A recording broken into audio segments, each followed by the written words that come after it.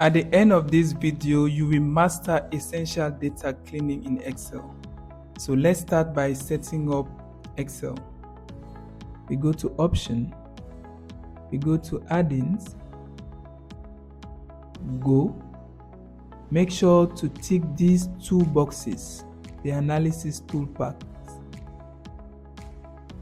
Okay, now our data analysis toolpath is ready. We can now start our data cleaning. For that, we are going to start by making this a table, Control A. So we go to Insert Table. Okay. Now it is a table, but we can't see some columns very well. So you can click here on the top left, and then you double click on any columns. Now we can see everything fine. Let's now standardize our format. So you check each column. By checking, you try to see the value for each column. Like here, the order date is different. So we are going to highlight the whole column with Control Shift down arrow, except the label. We go to Home, General, and then we want it as a short date. Now it is a short date. Same for delivered date. Delivered date is different from our short date. So we highlight everything except the label, of course. And then it is actually a long date, but we want it to be a short date. So let's click on short date. Now both dates are the same. Let's check the other columns. Everything seems to be fine. Okay, everything is fine. Now let's remove duplicates. So it is only the order ID that we don't want that column to have duplicate. For the rest of the columns, I think it can have duplicates, but this order ID should not have. So let's highlight the whole column. We go to Home, Conditional Formatting, highlight Cells Rules. We go to Duplicate Value. So now what it does is that the duplicate values are highlighted in red, as you can see here. Let's click on OK. So let's scroll down to see everywhere they are red. Okay, it is only those two ones. So let's get back to them. So as you can see, these are our duplicate entries. So when we try to have a closer look at them, we can see that the values are actually the same. Maybe two people made the entry, and I don't know. You can just highlight one and then you go to delete. This is one way of getting rid of the duplicate. Or let's go back.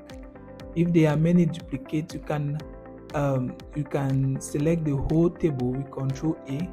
You go to Data, you go to Remove Duplicate. So all columns are ticked, meaning that we remove only the duplicate that all the columns are the same. And it's exactly what we want. If we remove only the second one, and it is remove one duplicate, values found and remove. Fine. Okay. So now let's handle the missing values. To do that, we can't see where they are empty values, so we can highlight everything again. We go to Conditional Formatting. Now we go to New Rule. We want to format only cells that contains blanks. So here we select blanks.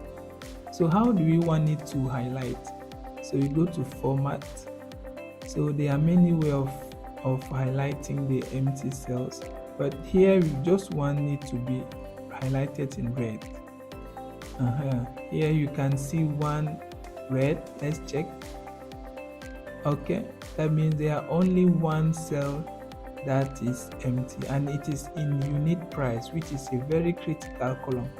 So you can decide to put a value. You can call, they say, oh no, for that entry the value is this. Or another scenario, your client or boss can say, you just delete the row, you delete. Or another scenario, the client can say, we don't want to delete, you put the average of unit price. And how can we get the average? You go to Data, we go to our Data Analysis Toolpath. Make sure to go to Descriptive Statistics. Okay. So now we want our input. The input is actually the column that we want. Is the unit price that you want. You can select the first cell and then control shift down arrow. It does not go to the end because of the blank, so keep pressing control shift down arrow until we get to the end. Okay, our label is not, this is the label, we have not selected the label, but if you have, so you tick there. So we don't want it to be in a new cell, we want it to be just here. Yes, we want it to be here.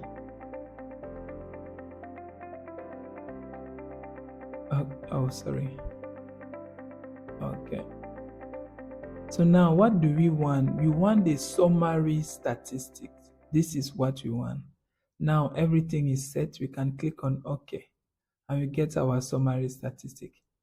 It is having a lot of information, but what we are interested in is just the mean. What is the mean? The mean is the average.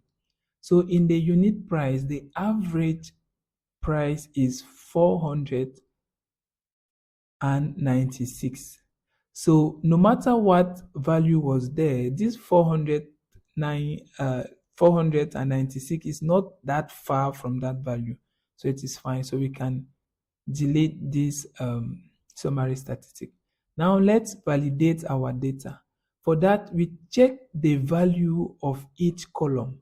This one can be time consuming if your data set is having a lot of columns, but honestly, this step is also crucial and very important. So you can just have a quick look at each values. So we just check if everything is okay. Okay, everything seems to be fine. Okay. Okay. Mhm. Okay, look at here. There's a mistake. There was a typing error. Let's have a closer look. You can see the person who made the entry forgot the U. So now for the status, it is having three statuses. What do we say? Statuses or status? Status. Okay, now everything is fine. Sorry if English is not my first language. Okay, let's check the country, payment methods. Okay, everything is fine. So now we want to check the email column. Maybe the company would like to use email to send emails to clients.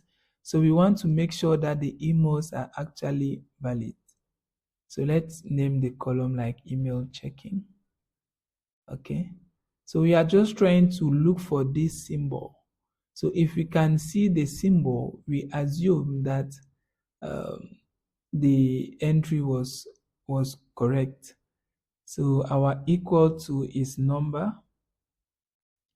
So we want to find this particular symbol here in quote. Okay, from which column? We precise the column, so which is C2. Okay, we can close our parenthesis. Now it's going to input true if it is real. Like you can see the first entry, it is having the symbol, so it is true. So let's check for those who are false. Okay, they are false. Okay, it's only one entry. So let's have a closer look. We can see that there is no symbol. Let's put it. Okay, everything is fine. So it automatically turns to true. Now everything is true, which is exactly what we want. So let's assume now that your boss tells you that the customer name should be first name and last name. So if we go and do what I'm going to show you, it's going to override the email. So let's create a new column. It is red because we highlighted that the empty cell should be red. So let's select the whole table. We go to conditional formatting. We go to clear rules and we clear rules from selected. Now everything is cleared. Okay. So now let's assume the person has two names. One name will stay here, the second name will come. But if there's a third name, you go and overwrite the customer email. So let's add an extra column just in case. Now what we want is to select the whole column except the label. Now we go to our data. We go to text to columns. We make sure that the delimited is ticked. Let's click OK. So what is what delimiter each word? It is a space, as you can see. So let's click on space. Now it is OK, I think. Finish. Now everything is OK. So this third column we created, you see, okay, there are some titles, but let's assume our client says that he doesn't need that. So let's delete. We go to home and then we delete it. Now let's rename our columns. Let's put it like customer first name. And here, customer last name.